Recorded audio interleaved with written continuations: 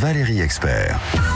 Avec vous sur Sud Radio jusqu'à midi. Allez, petite parenthèse, on ne parle pas du coronavirus pendant au moins une demi-heure. Avec nos invités aujourd'hui, on va parler de l'Eurovision suite à la déclaration du ministre de la Culture, Franck Riester, qui veut rendre obligatoire une chanson en français pour le concours de l'Eurovision. Qu'en pensez-vous ? 0826 300 300. On attend vos réactions.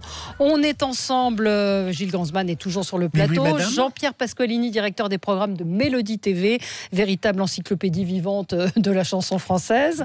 Avec nous, Sébastien Barquet. Bonjour, vous êtes journaliste à Télé Loisirs, spécialiste mondial, on peut le dire, de l'Eurovision. Vous avez été surnommé Mister 12 Points. Voilà, on vous avait eu au téléphone l'année dernière. Vous avez eu la gentillesse de nous raconter un petit peu ce qui se passait sur place. Normalement, Marie-Myriam devrait être avec nous. Voilà, dernière gagnante de l'Eurovision pour la France avec sa chanson L'Oiseau et l'Enfant. La France est toujours en retard. Et Yvan Cujous, que nos auditeurs... Bonjour Yvan. Bonjour Valérie, bonjour tout le monde.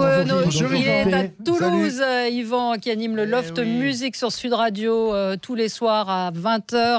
Et vous connaissez, vous vous battez pour cette chanson française et trouver de nouveaux artistes. On pense à ce concours qui a été lancé par Sud Radio, justement pour trouver de nouveaux artistes, auteurs, interprètes.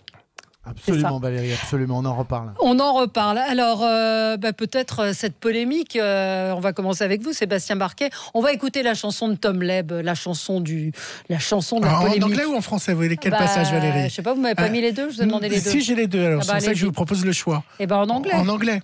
You are the best in me.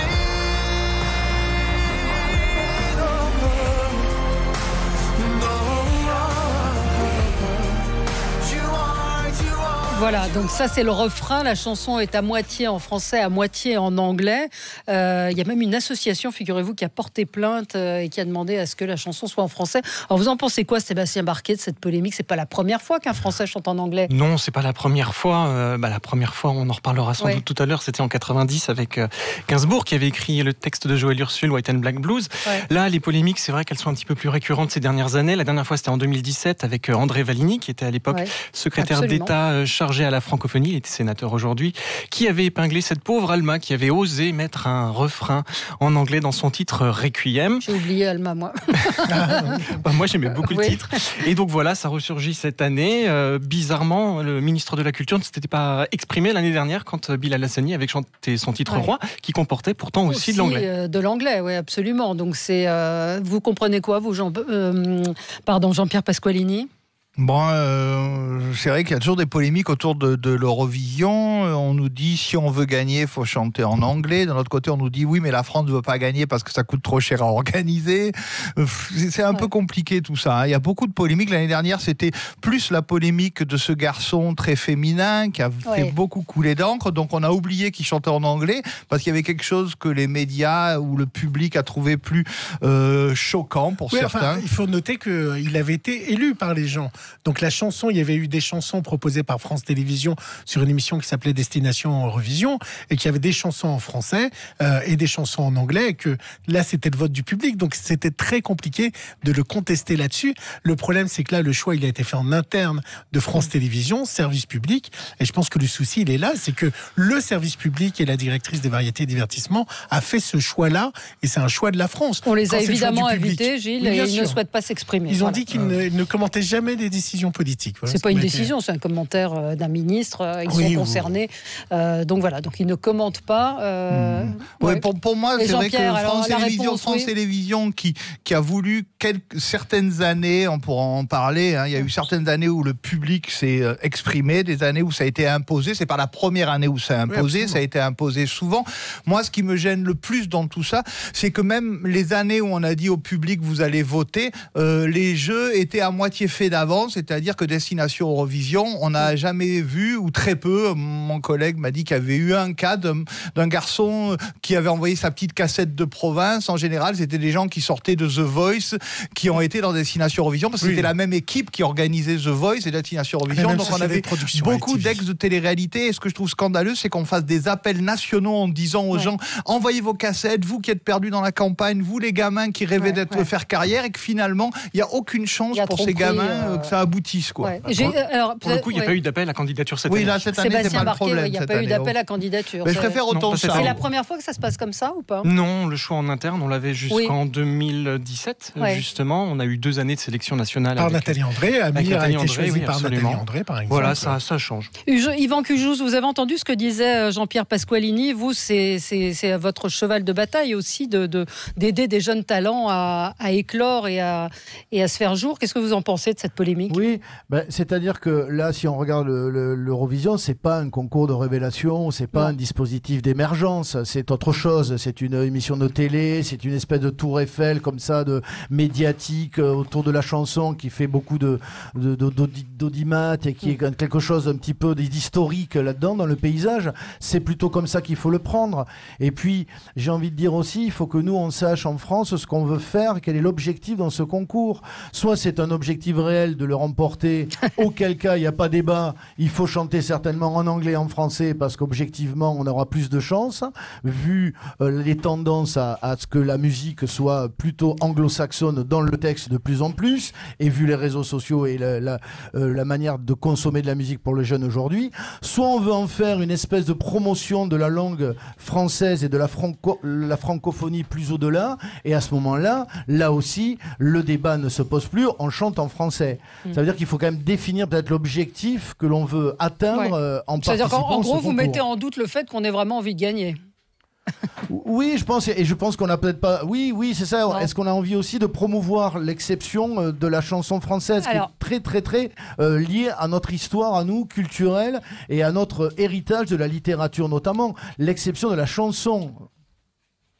Sébastien, vous pensez que... Moi, je pense que France Télévisions aimerait bien avoir le concours. Hein, je confirme.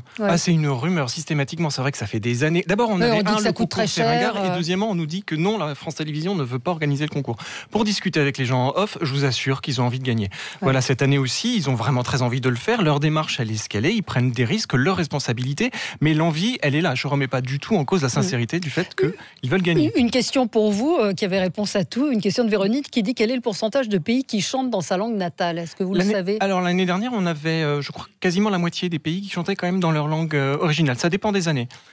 Pour l'instant, on en a quelques-uns aussi qui... Il y a les Islandais qui font sensation apparemment là en ce moment, et qui chantent dans leur langue. Alors pour l'instant, je dirais qu'ils sont les favoris cette année, mais attention, il reste encore une vingtaine de chansons à découvrir. Mais au départ, c'était dans le règlement de chanter dans la langue du pays. Au départ, l'Eurovision, chacun doit chanter dans sa langue. Ce qui s'est passé, c'est qu'en 56, quand le concours a commencé, il n'y avait pas vraiment de point de règlement à ce niveau-là. Il a été instauré en 65, ce point de règlement, parce qu'un Suédois avait décidé subitement de changer sa chanson et de chanter en anglais. Donc du coup, là, il y a eu un point de règlement. Ce point de règlement a sauté entre 73 et 76, où là, du coup, les artistes, dont ABBA, du coup, pouvaient chanter dans une autre langue. Et définitivement, en 99, depuis cette date-là, les artistes peuvent faire ce qu'ils veulent. Alors, Marie-Myriam nous a rejoint.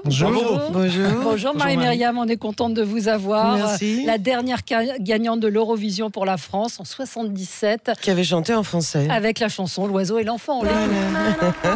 Aux yeux de lumière qui voit passer au loin les oiseaux, comme l'oiseau bleu survolant la terre. Voilà. Là, on va l'avoir pour la journée dans la tête. Elle l'avait d'ailleurs traduit en 7 langues, non, je crois. J'avais enregistré en 5 autres langues, oui. 5 autres langues. Oui, en italien, en espagnol, en allemand, en anglais. Mais en vérité, même à Top of the Pops, la fameuse émission, je l'ai faite en français. Je l'ai chanté en français partout dans le monde. Et la question s'était pas posée à l'époque de la langue, ou elle s'était posée? Non, pas vraiment. Enfin, ABBA avait chanté en anglais, donc on n'a jamais... Oui, mais la Suède, tout le monde parle anglais. Pour moi, la défense de la langue française me paraît plus importante dans le cœur des Français que la défense de la langue suédoise. Les Suédois, ça fait des années que tout le monde parle anglais. Au Danemark, c'est pareil. En Finlande aussi. Partout dans le milieu artistique, on ne parle que anglais. On ne parle pas... on essaye parle pas chaque langue, même en Allemagne, dans le milieu artistique, on ne parle. Enfin, c'est l'anglais qui court partout. Oui, mais nous, on essaye de résister. Les Québécois nous ont aidés à résister. Il n'y a pas que nous. Je pense que les Italiens chantent en italien. Les Espagnols. Salvador Sobral l'a gagné en portugais, avec une balade en portugais. Magnifique balade, d'ailleurs. Moi, je voulais savoir, parce que vous avez appartenu plusieurs fois au jury qui vote, ce qu'on appelle le jury professionnel. Oui. Est-ce que vous avez la traduction des chansons de tous les pays? Est-ce que vous savez ce que ça raconte? Oui, bien sûr. On a la traduction, on a l'histoire, on a tout. On a l'histoire de l'interprète, on a l'histoire de la chanson. Donc, quand vous avez la chanson en portugais, vous savez ce que raconte... Ouais, mais moi, je parle portugais. Mais est-ce que c'est mauvais exemple? Mais est-ce que l'intérêt de connaître les paroles, est-ce que c'est... Il y a des auditeurs qui nous disent... Par exemple, Conchita Wurst, c'est vrai que c'était une belle histoire. C'était un très beau texte et c'était une belle chanson. Mais il y avait un texte qui était fort, il y avait un message qui était fort de Conchita Wurst. Yvan Cujous. Oui, je voulais intervenir là-dessus parce que pour aller dans le sens de ce qui est dit, c'est que dans l'expérience que l'on a, nous, dans le Loft Music, où on reçoit plus de 300 artistes, dont la moitié de nouveaux talents, j'entends quand même régulièrement la réflexion suivante: écrire en français, en anglais, quand on est français, c'est quand même souvent un cache-misère, ouvertement assumé, en disant que c'est plus facile d'écrire en anglais que de faire sonner le français dans le son et dans le sens. Ça veut dire qu'il y a quand même une facilité pour beaucoup d'artistes dans l'écriture et l'approche anglo-saxonne au niveau du texte des chansons. Et ça, c'est évidemment incontournable de mon point de vue. C'est vachement plus difficile d'écrire en français et de faire un vrai texte avec le sens et le son au même niveau. Tout le monde n'est pas Souchon, n'est pas Cabrel, faire sonner et n'est pas traîné, JP.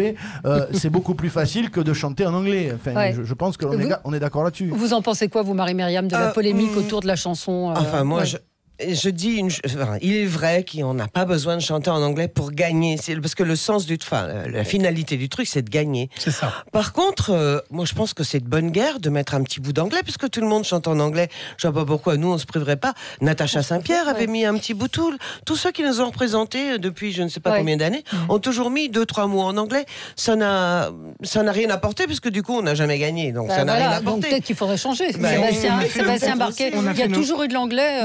Bonne guerre de le faire, parce que tout le monde le fait. Donc, pas toujours, ça a été un petit peu sporadique à partir de 2001. C'est vrai que ça allait beaucoup plus ces dernières années, mais c'est vrai que les derniers résultats qu'on a fait à l'Eurovision, Natacha Saint-Pierre, on a fini quand même 4e en 2001, et Amir 6e en 2016. Il n'y a pas que la langue qui compte, il y a aussi la mélodie, il y a la musique qui joue. Et moi, je pense que c'est la chanson qui fait la chose, et c'est pas du tout que ce soit en anglais. Et les costumes. Oui, tout ça. Mais pour parler de la chanson c'est un texte, une mélodie, et pour moi, la mélodie de Je n'ai que mon âme, de Natacha Saint-Pierre, était une extraordinaire mélodie. Je suis moins sûr que cette mélodie suédoise, aseptisée, pasteurisée, homogénéisée, longue conservation, c'est une bouteille de lait, la dernière chanson pour moi.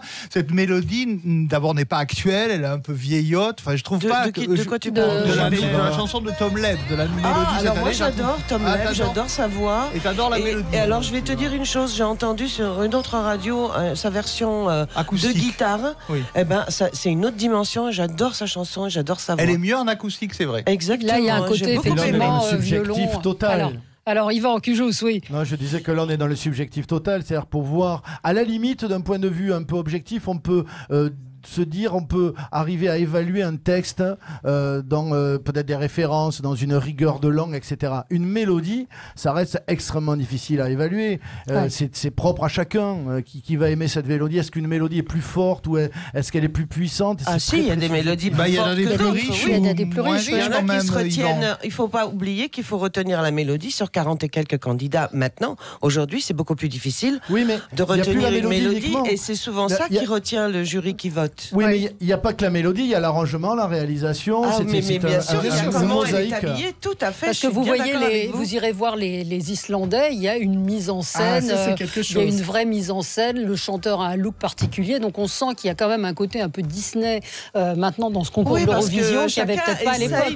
Absolument, d'attirer l'attention. Oh, mais à mon époque, si vous voyez des images, il y en avait des très amusants quand même. On va y revenir avec vous, Marie-Myriam, avec Sébastien Barquet, journaliste à Télé Loisirs, spécialiste de l'Eurovision, Jean-Pierre Pasqualini, directeur des programmes de Mélodie TV, et Yvan Cujous, notre spécialiste à nous, qui présente le Loft Music tous les soirs sur Sud Radio. À tout de suite. Avec vous sur Sud Radio, doit-on chanter en français pour l'Eurovision? Dites-nous ce que vous en pensez. Gilbert nous dit nous sommes français, alors parlons français. Eh bien donc voilà, c'est le débat aujourd'hui. Est-ce que vous pensez qu'il a des chances de gagner, vous qui êtes le spécialiste de l'Eurovision? Aujourd'hui, je ne pense pas qu'il puisse gagner. Les voix de l'Eurovision sont impénétrables. Cela dit, il manque encore beaucoup de titres. Pour l'instant, on a des chansons qui sont un peu fadasses dans l'ensemble. On ne va pas se mentir. Maintenant, tous ceux qui promettent à Tom Leb de finir dans le fond du classement, je ne suis pas d'accord. Parce que je pense que sa chanson va plaire à toute une frange du public qui vote, elle. Parce que je voudrais bien savoir aussi qui vote. Voilà. Je pense qu'il peut faire quelque chose. Si chante torse nu, ça peut nous rapporter des points. Et les pronostics sont pas très bons. Mais on peut pas encore se fier aux pronostics. Enfin, la chanson n'a pas plu, ce que vous me disiez pendant la coupure. Il y a eu un bad buzz, mais il y avait beaucoup d'attentes aussi. Bad autour de buzz, cette parlons chanson. français. Voilà. Good evening Europe. Voilà. Un mauvais. Non, mais moi, je pense qu'en fait, il faut écouter les autres chansons avant de pouvoir éventuellement se dire que Tom sera à telle ou telle place. Je pense que tout ça dépend des autres chansons et on n'a pas entendu. Et il est vrai qu'aujourd'hui, pour moi, c'est très difficile parce qu'il y a quand même 40 et combien de pays? 41 cette année. 41. Bah, c'est quand même énorme d'écouter 41 chansons. Et on n'en connaît que la moitié pour l'instant. Oui, mais avec des demi-finales qui vont écrémer quand même. Bien sûr, est-ce que dans les autres pays, il y a ces polémiques mais malgré tout, les autres mélodies comptent. Est-ce que dans les autres pays, il y a ces polémiques? Non. Et regardez la Belgique, ça fait des années qu'ils n'envoient plus de titres en français. On écoute l'extrait en français, Valérie, quand même, pour rendre hommage à Tom Leb. J'irai au bout des sens, faire voyager mon innocence, pour qu'il donne vie à tout ce qu'on sait. J'adore sa voix, vraiment, il a une belle voix. Mais c'est vrai qu'il y a un côté très fabriqué. C'est le sentiment premier que j'ai eu, ce que vous disiez, Jean-Pierre. Fabriqué comment? Je comprends pas. On a marketé le produit, qui sonne Eurovision, qui non, Jean-Pierre Pasqualini. Il faut que ce soit un truc efficace. Il a 3 minutes pour donner le plus efficace. Mais est-ce que ça a de la saveur? Est-ce que ça a vraiment du goût? Attends, Gilles, Jean-Pierre répond. Est-ce que ça a vraiment du goût, ce côté? Alors, il est beau mec, c'est vrai. Il a une belle voix, c'est vrai. Moi, ce qui me gêne, c'est qu'on a marié le chanteur et la chanson au dernier moment. La chanson n'a pas été écrite sur mesure pour lui. C'est une chanson qui vient de Suède, elle avait été faite et on l'a choisie, et Xavier Bonnetin chez France Télévisions, qui s'occupe du choix, que j'avais contacté d'ailleurs au moment de ses choix, m'avait dit on a trouvé la chanson. Et après j'avais vu le patron de la maison de disques de Tom, qui s'appelle Roi Musique, la maison de disques, et il m'avait dit pour l'instant on ne sait pas encore ce qu'on va chanter. Donc ça a mis du temps à s'assembler les deux, parce que Tom, lui, il avait son propre répertoire, ses propres chansons, il n'avait pas forcément envie de chanter une chanson suédoise, lui. Mais il l'a choisi. Après coup, il a choisi celle-ci. On lui a proposé et il a finalement dit oui, alors qu'il a quand même assez longtemps insisté pour que ça soit sa chanson. Sous la torture. Yvan, sous la torture. Oui, parce que c'est quand même un auteur-compositeur, Tom Leb. Il se retrouve avec une chanson. Mais JP, je suis d'accord avec toi complètement. C'est-à-dire qu'on a quand même en France des gens qui écrivent magnifiquement bien, qui écrivent des trucs 2 fois plus forts que cette chanson-là. Et c'est cette chanson-là qu'il va prendre et qu'il va interpréter. Il faut bien croire aussi, savoir qu'il y a un enjeu pour lui, pour Tom Leb. Il a tout intérêt à essayer d'être le représentant de la France, parce que ça va lui faire la promo. Et peut-être qu'après, il pourra placer ses propres chansons. C'est quand même qui tout double l'Eurovision. Amaury Vassili, ça a bien terminé sa carrière. Il y en a beaucoup qui ont terminé leur carrière. Non, mais parce qu'Amaury, il n'y avait pas une puissance, peut-être un univers assez marquant chez Amaury Vassili. Il y a aussi quand même la réalité de ce que propose comme univers l'artiste qui va les défendre. Il faut voir ce qu'il y a derrière. Ça parle de toute façon. Mais vous en pensez quoi, vous, Yvan Cujous, de la chanson? Quelle chanson? De Tom Leb. Je rigole, je plaisantais.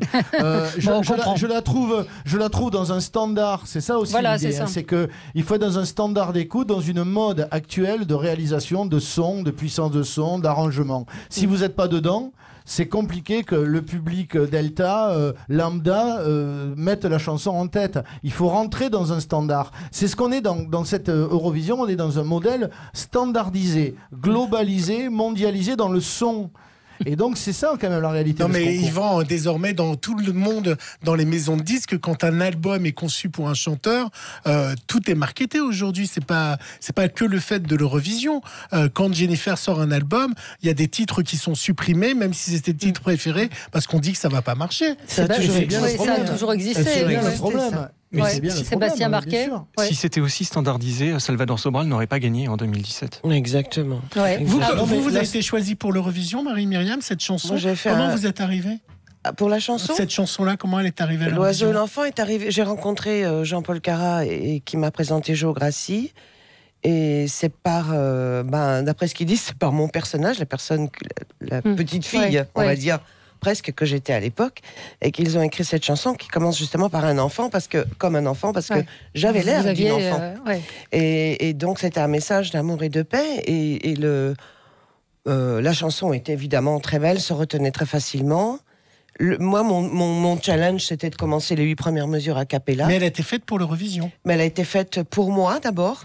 Et pour l'Eurovision. La personne qui l'avait fait avait déjà fait l'Eurovision l'année d'avant. Oui, mais c'est toute la différence, dit effectivement Yvan Cugeot, c'est-à-dire l'adéquation entre la chanson et habiller la personne qui va chanter cette chanson. C'est d'où cette espèce de sincérité. Oui, après il y a eu un concours et j'ai été choisie par un concours français. Avec demi-finale et finale. Oui, demi-finale et finale, oui. J'ai été choisie. Yvan Cugeot. Je crois que ce que dit Marie, c'est exactement ça. C'est qu'à un moment donné, on perçoit, alors au-delà de la qualité du son, de la typologie de son, de production, il y a quand même un élément fondamental, c'est la sincérité. C'est-à-dire que dans ce que dit Marie, il y avait une alchimie qui a fonctionné. Oui. C'est ça l'histoire d'une chanson. C'est indescriptible, indéfinissable. Il y a un truc qui a marché, elle a incarné un truc qui a fait mouche parce que c'était sincère, c'était juste. La justesse, bon sang, la justice n'existe pas. Intéressons-nous à la justesse. Elle était blindée d'émotions, Marie, en plus, blindée d'émotions. On a un auditeur qui s'appelle Philippe David qui nous dit on a un grand chanteur et parolier, Yvan Cugeot, c'est lui qu'il faut envoyer à l'Eurovision. Voilà, on vous enverra à l'Eurovision l'année prochaine, Yvan. Allez, faites péter les billets d'avion. Sébastien Marquet, qu'est-ce qui a changé sur ce concours de l'Eurovision depuis peut-être l'époque de Marie-Myriam et même depuis le début, c'est-à-dire l'orchestre déjà. Déjà, clairement, en mesure. Parce que Marie-Myriam disait qu'il y avait déjà à l'époque le côté mise en scène qui était important. Moi, je ne me souviens plus. Mais il y a eu une vraie bascule en 99, quand l'année précédente, le public pouvait s'exprimer et donner son avis. En 99, quand tous les artistes pouvaient chanter dans la langue qu'ils voulaient, c'est à partir de ce moment-là que et l'orchestre aussi, monsieur. L'orchestre a énormément changé. Voilà, mais c'est plus la même chose de chanter sur bande. 98, c'est la dernière année de l'orchestre, si je me trompe pas. Et à partir de là, 99, le concours a explosé. Ça se passe désormais dans des très grandes salles. Donc le public n'est plus le même. C'est devenu très tendance, sauf en France. C'est devenu un peu branchouille. C'est très branchouille. Oui, c'est très bon enfant. C'est une super ambiance. Je crois qu'il faut le vivre une fois dans sa vie. Vous y êtes retourné plusieurs fois ? 2-3 fois, oui, mais j'aime bien cette ambiance bon enfant. J'aime bien En fait, tous ceux qui arrivent sont applaudis, choyés, aimés, et ça aide les interprètes parce que on a quand même peur, faut pas se Jean-Pierre Pasqualini, un petit mot sur l'évolution du concours. Moi je le vois bien parce que chez Mélodie on repasse les vieux concours, les vieilles sélections, celles des années 70 avec Marie-Myriam toute tremblante, on rediffuse les demi-finales, les finales. Donc c'est vrai qu'on va faire ça une fois de plus au début du mois de mai, on va se taper une période, savourer une période magique d'Eurovision sur Mélodie, donc moi j'adore ça. Donc c'est vrai que je vois bien l'évolution parce que je visionne beaucoup les vieux concours. Ce qui me marquait à l'époque c'était les onomatopées. C'est vrai que ça a souvent gagné ding dong, abanibi, abanébé. Donc la meilleure langue à l'Eurovision, c'est l'onomatopée. Écoutez, il y a Michael Youn qui a dit qu'il était prêt à y aller. Avec des onomatopées. Non, mais avec ses chansons, ça peut peut-être marcher, Michael Youn. Non, on a déjà essayé l'humour à la française. Ça n'a pas marché, c'est vrai. Oui, j'étais dans la sélection. Merci à vous. Merci beaucoup, Marie-Myriam. On était ravis de vous recevoir. Dernière gagnante de l'Eurovision, c'était en 77. Merci Yvan Cugeot. On vous retrouve avec le Loft à 20h. Sébastien Marquet. Il a réponse à toutes les questions sur l'Eurovision et Jean-Pierre Pasqualini pour Mélodie TV, et on peut regarder, effectivement, vous l'avez rappelé, toutes les émissions nostalgiques et des concours passés. Merci à vous, on se retrouve dans un instant pour commenter l'actualité. À tout de suite.